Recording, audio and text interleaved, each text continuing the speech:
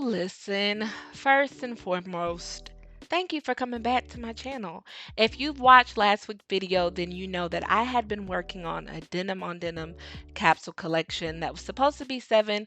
Well, originally it was supposed to be 4, and I tried to force 7, and then I got back down to 4, which was the first initial idea. Anywho, I just want to give you a little bit of spoiler alert. You won't see too many pieces and clips of me sewing just because I continue to change every single design on the spot. And looking back, I wish I would have kept recording because I want someone to actually see what it looks like to create and recreate and edit on the spot because one, I would think it wasn't exciting, but for some people, it's kind of inspirational to see when you have to pivot a little bit. And that's a word in itself. Somebody catch that. Sometimes in life, baby, you gotta pivot. And it may not look exciting, but for those who it's for, they gonna see what they need to see. That's all I got on that.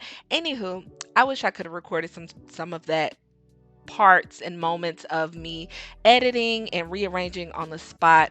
And I think most of the reason why I wanted to rearrange was just because something felt forced. I talked about this in my last video where I did not want to force things, like I just went with the flow. However, in this moment, I will tell you this.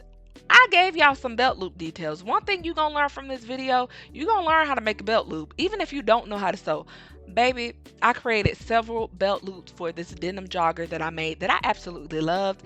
And I ain't gonna lie, I made this collection for some people specifically, but I'm making me another pair and I'm gonna wear them. I don't know if I'm gonna sell it. Who knows? I may make one of a kind and sell it. But baby, I'm gonna wear these denim joggers. Very clean, very simple. You can dress it up, add some heels, make it cute. You can even make it comfortable and run some errands in it. I'm gonna show you at the end of the video. But that's not even the point. Let me get back on track. However, the reason why I continued to edit every single piece was because I found myself saying, this is too pretty. This is too neat. And what's so funny, like my friends, both my design friends, just my friends in general, they know when it comes to my creativity, Talea, you're going to get some top stitching. You're going to get some color blocking. You're going to get something clean and something neat.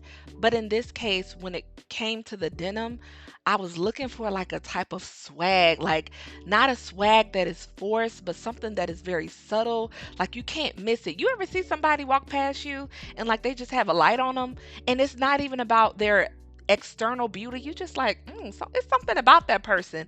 That's what I wanted this collection to scream. And in order for me to do that, I had to stop one, limiting myself and putting myself in a box, and two, I had to get out of my own way and just flow. So that was why I turned the camera off and I literally got my scissors. I started chopping, I started rearranging. I wasn't even concerned with what type of grain I was cutting on. I just had fun and I went with it.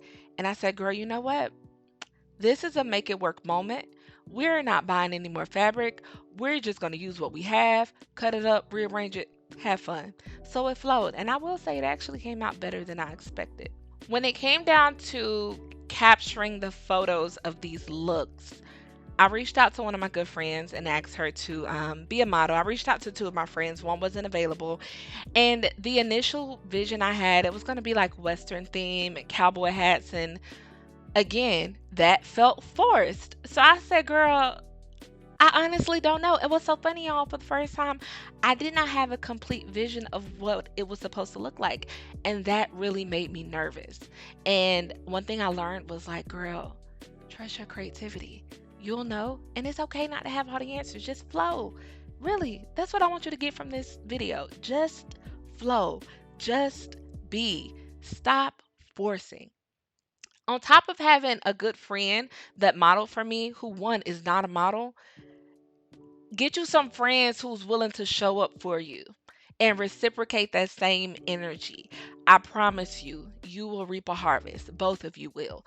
A plentiful, abundant harvest because, baby, my girl don't even model, but yet she still showed up for me.